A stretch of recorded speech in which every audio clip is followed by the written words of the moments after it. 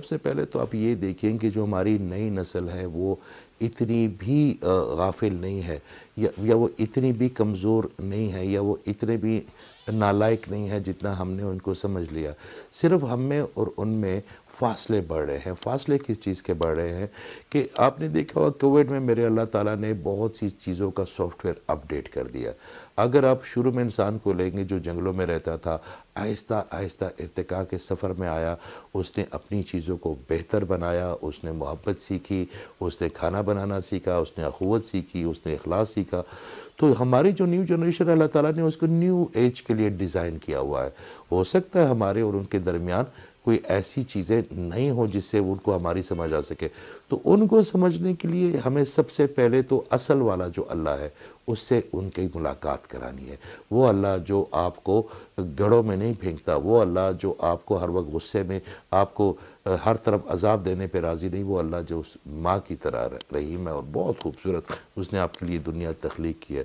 تو جو new generation کے ڈپریشن یا جو یہ جو ان بیلنسنگ سوسائٹی ہو رہا ہے، اس کا مطلب ہے کہ کہیں نہ کہیں ہم ان کی وجہ نہیں پہچان رہے. وہ بالکل موڈیفائڈ ہے، وہ ان کا فوڈ ڈیفرنٹ ہے، ان کا میوزک ڈیفرنٹ ہے، ان کا کپڑے بدلنے کا انداز ہے، کیونکہ میرے اللہ تعالیٰ نے ان کو اپڈیٹ کسی اور سسٹم کے لیے کیا ہے. تو کہیں نہ کہیں ہم ان کے درمیان اور اپنے درمیان خلیج پیدا کر رہے ہیں. تو ہمیں ایک درمیانی راستہ پیدا کرنا پڑے گا. ان کے ساتھ ہمیں بھی کچھ اپنی چیزیں، کچھ روش بدلنی پڑے گی، ان کو ساتھ لے کے چلنا پڑے گا.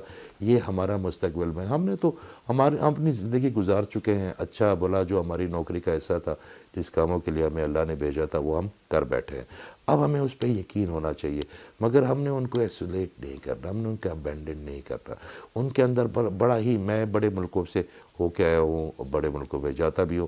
اس معاشرے میں جہاں پہ ہر طرف خاردار جھاڑیاں، ایک بچی نہ وہ اس کی حرمت محفوظ ہے، نہ اس کی سوچ محفوظ ہے، نہ اس کا ذہن محفوظ ہے، وہ بھی اپنے آپ کو ایگزسٹنس میں لا رہے ہیں. بچے جو ہے نا وہ ان حالات میں جس میں ہم ٹوٹ پھوٹ کے شکار ہیں، فائنانشل طور پہ بھی، اسپرچول طور پہ بھی، اخلاقی طور پہ بھی، پھر بھی وہ اپنے پیروں پہ کھڑے ہو رہے ہیں.